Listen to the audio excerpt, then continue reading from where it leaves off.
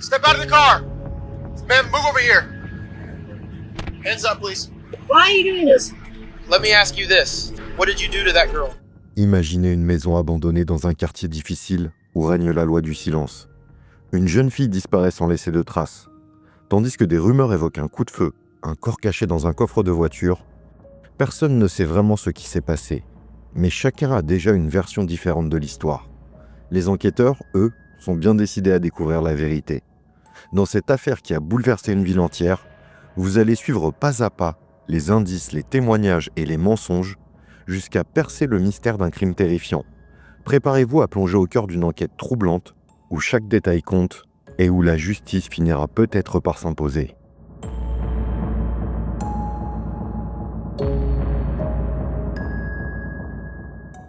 Avant de poursuivre, je voudrais vous donner une petite idée du contexte dans lequel se déroulent souvent ces drames aux États-Unis. Certaines maisons abandonnées deviennent ce qu'on appelle des crack houses, des lieux où la drogue circule librement, où les utilisateurs se retrouvent pour consommer dans des conditions insalubres. Ces maisons, généralement désertées après la crise industrielle ou la dégradation d'un quartier, ne sont plus entretenues ni surveillées. Elles deviennent alors le terrain de personnes sans repère, de trafiquants et parfois d'individus prêts à tout même au pire. Dans ces endroits, la violence n'est pas rare. Les disputes peuvent très vite dégénérer et l'absence d'autorité, de lumière ou même de simples voisins attentifs fait que personne n'intervient. C'est dans ce contexte que nous nous trouvons aujourd'hui. Bonjour à tous, c'est SH, installez-vous, on est parti pour cette nouvelle histoire de crime.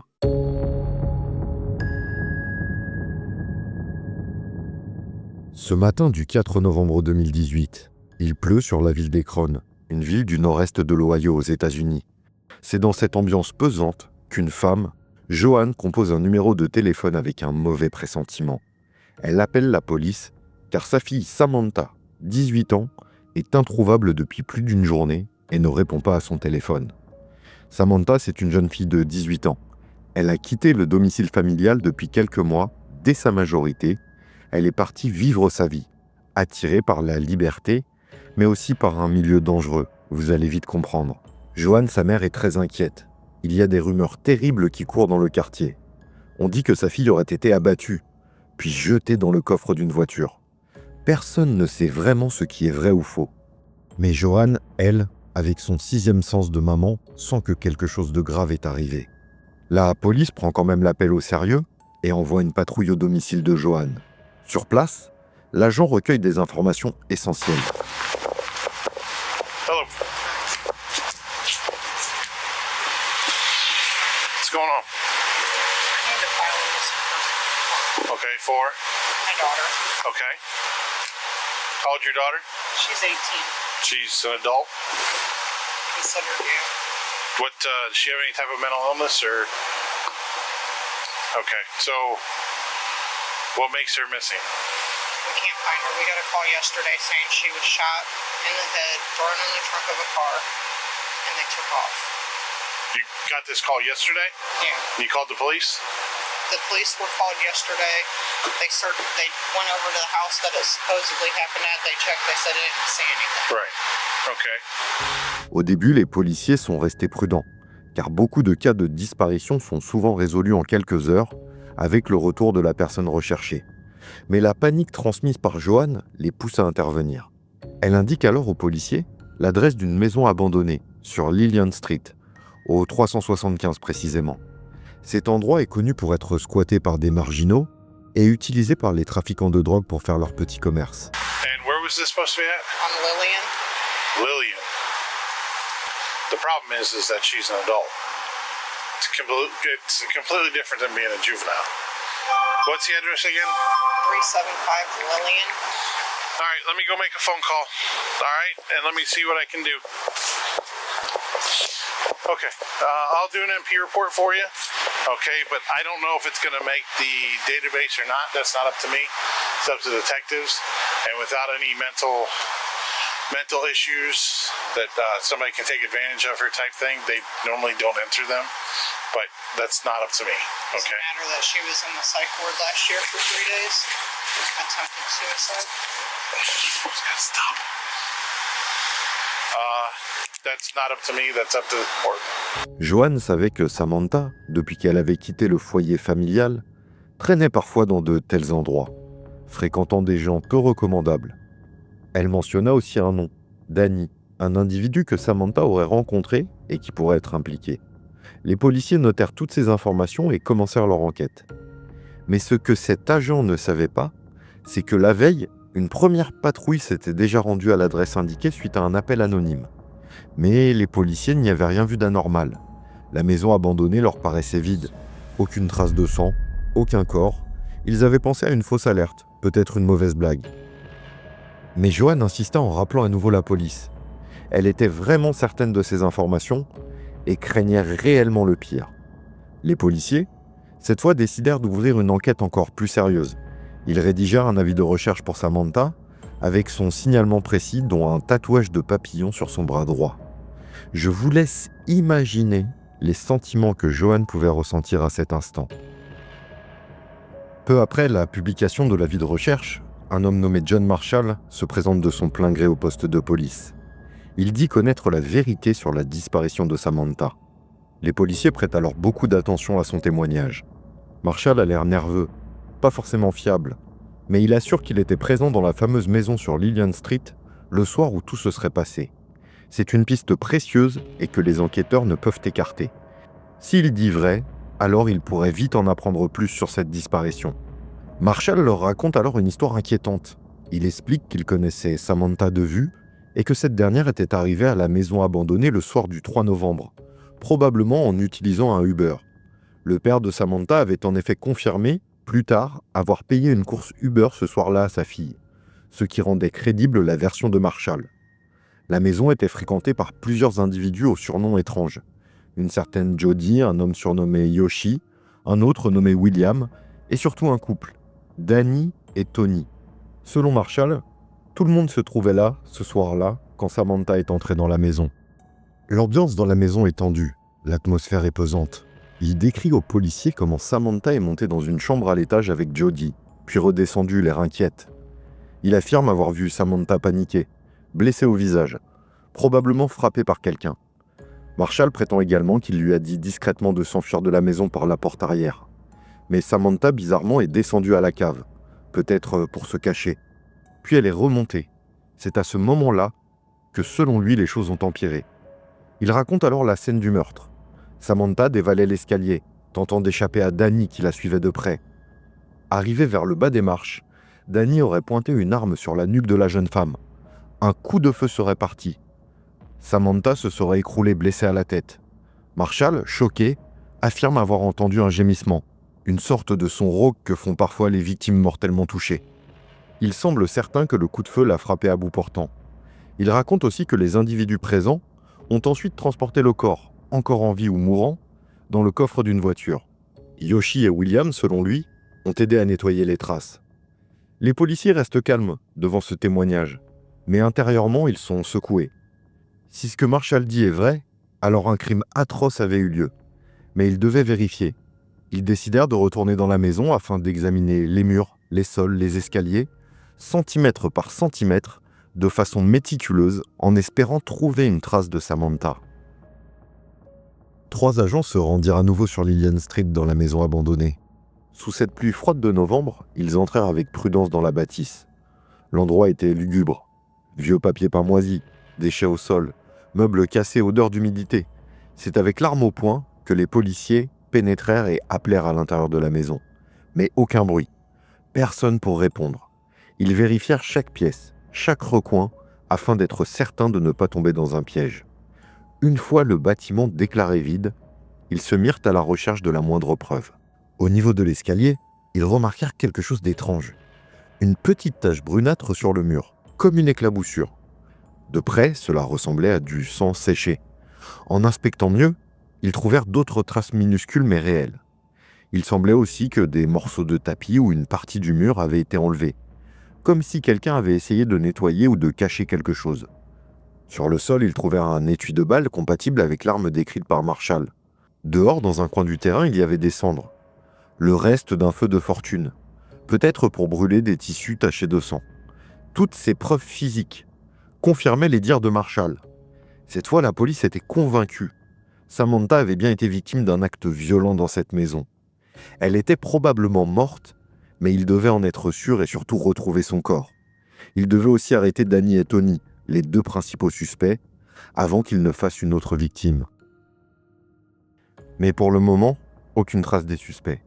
Un autre incident se produisit. Une jeune femme nommée Kimberly se réfugia chez des inconnus, paniquée, affirmant qu'on la poursuivait avec une arme à feu pour la tuer. Les propriétaires de la maison appelèrent alors la police. Kimberly, tremblante, expliqua qu'elle ne connaissait personne dans ce quartier sauf un ami, Jody, ça vous parle, qui vivait sur Lillian Street. Encore cette adresse. Les policiers se dirent que Kimberly était peut-être un témoin gênant, poursuivi par les complices de Danny et Tony. Il fallait absolument la protéger, l'affaire étant sûrement plus sombre que prévu, des témoins pouvant être intimidés ou agressés. La pression augmentait pour les enquêteurs. Il fallait retrouver le couple au plus vite, mais un coup du destin allait faire basculer l'enquête. Un appel anonyme parvint à la police. On signalait un couple qui rôdait armé autour d'un parking. Les policiers se rendirent sur place et découvrirent un homme et une femme dans une voiture, correspondant à la description de Danny et Tony. Arrivés sur place, ils leur ordonnèrent de sortir les mains en l'air. Danny et Tony protestèrent, feignant l'ignorance, mais durent finalement obéir. Step out of the car! Step out of the car! Ma'am, move over here. Step out of the car. Stay right there. Stay right there.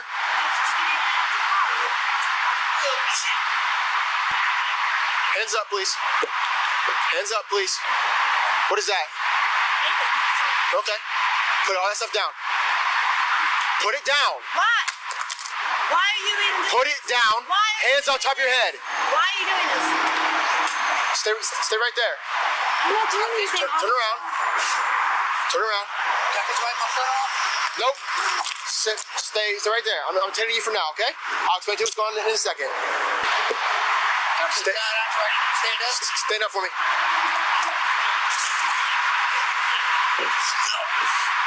What are you doing with your foot, man? I got Blisters? blisters and fucking, it's called jungle rock. There's another one right here. Where at? Don't reach. Doug. What do they call it? What's your name, man? That's please. Danny. Danny. All right. Just put your hands on your back, okay? You help me? Ain't no guns in the car, right? It's my buddy's car. Couldn't say what's in there. Is there any guns? No? You don't have anything on you that's going to put me through me, anything like that, right? No weapons we need to be aware of? If you do, tell me now. I actually had my gun. I only had it because. Where is it at?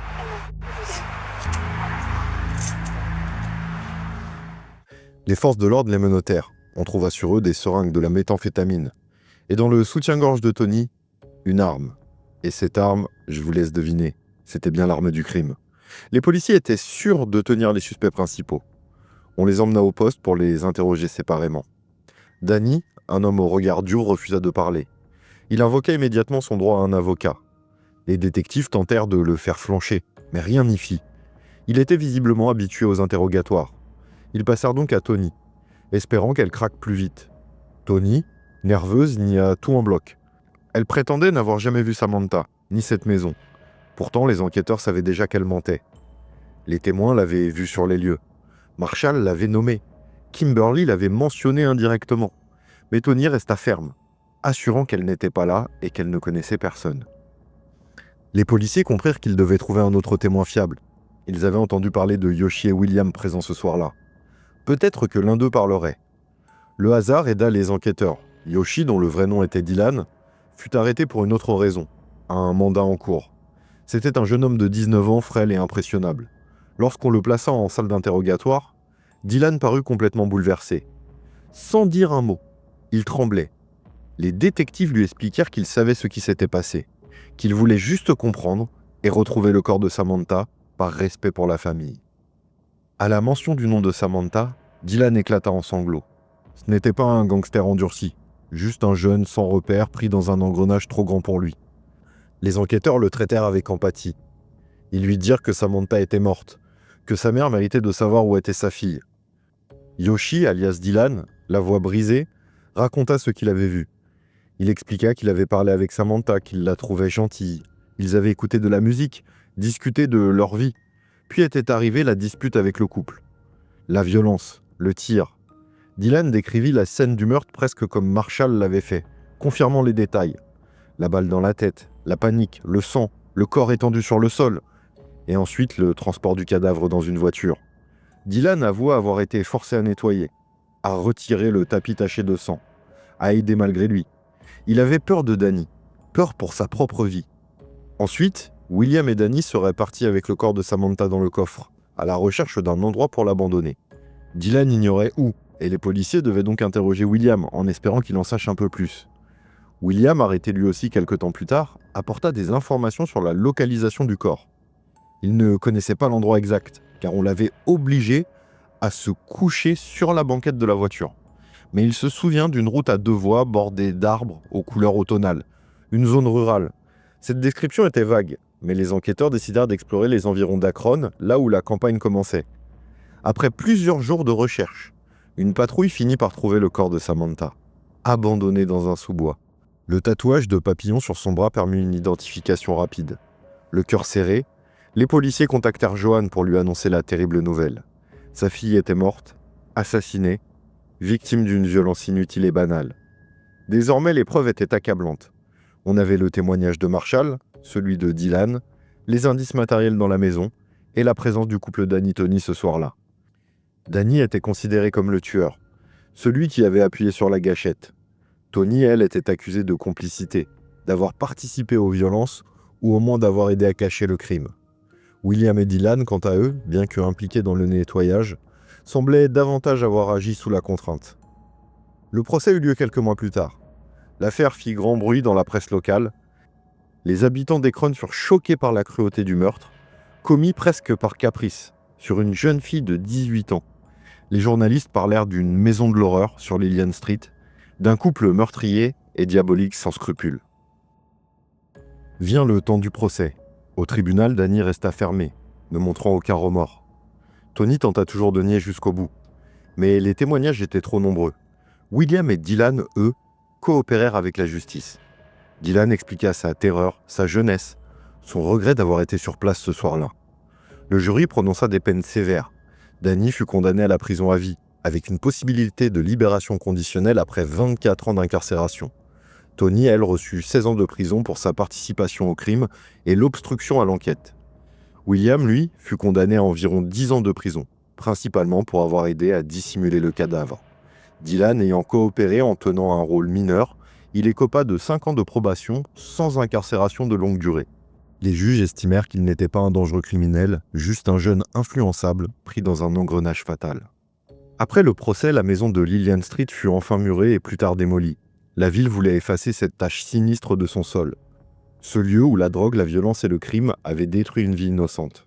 Les autorités locales promirent de lutter plus fermement contre les squats dangereux et le trafic de drogue afin d'éviter qu'un tel drame se reproduise. Des associations locales se mobilisèrent pour aider les jeunes en difficulté, proposer des solutions, des formations, afin qu'ils ne tombent plus dans la délinquance. Joanne, la mère de Samantha, eut beaucoup de mal à surmonter son chagrin. Perdre un enfant est une douleur indescriptible. Au moins, elle pouvait lui offrir une sépulture digne et savoir que les coupables étaient sous les verrous. Elle milita pour qu'on aide mieux les jeunes perdus, pour prévenir la violence. Peut-être pensait-elle que si Samantha avait trouvé une main tendue, de l'aide, elle n'aurait pas cherché la compagnie de ces gens dangereux.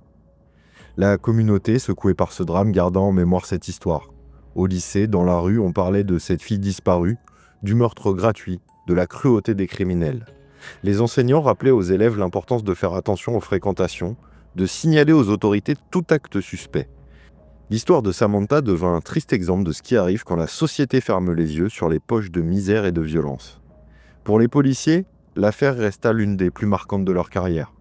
Ils se souviendraient du silence de Danny, du visage nerveux de Tony, des larmes de Dylan et de la panique de Kimberly. Ils avaient compris à quel point la violence pouvait surgir n'importe où et combien les témoins étaient parfois effrayés. Cette enquête avait été difficile, mais leur travail acharné avait permis de rendre justice à la victime. D'un point de vue judiciaire, tout était clair. Danny était le principal meurtrier. Tony, sa complice, William et Dylan, moins coupables, avaient juste suivi par peur ou sous pression. Ce genre de crime, hélas, n'est pas le premier et ne serait sans doute pas le dernier. Mais chaque affaire résolue, chaque jugement prononcé, rappelait que la justice pouvait fonctionner et que l'on ne tue pas sans conséquence. Certains journalistes, eux, enquêtèrent plus en profondeur. Ils découvrirent que Danny avait un lourd passé criminel, qu'il avait déjà été en prison et qu'il était mêlé à des affaires de drogue. Tony, plus jeune, avait eu une enfance instable, côtoyé des gens violents, peut-être elle-même été victime par le passé. William et Dylan étaient les pièces rapportées des personnes vulnérables, attirées par des individus plus forts ou plus cruels. Quant à Samantha, c'était une jeune femme à la dérive, cherchant sans doute des sensations ou un moyen d'échapper à un quotidien qu'elle trouvait trop banal. Malheureusement, elle avait croisé la route de prédateurs. C'est ici que s'achève notre plongée dans cette affaire tragique. Au-delà de l'horreur du crime lui-même, elle nous rappelle l'importance de prêter attention aux milieux difficiles, aux maisons abandonnées, ces lieux souvent ignorés où la détresse et la violence se côtoient chaque jour. Et cela existe même en France. Cette histoire met aussi en lumière le rôle essentiel des témoins et des enquêteurs qui, malgré la peur et les obstacles, s'efforcent de faire émerger la vérité. En fin de compte, la justice a pu être rendue, mais rien ne ramènera la victime à la vie. Si vous êtes encore là, merci à vous. C'était SH, je vous dis à bientôt pour une nouvelle HDC. Bye bye.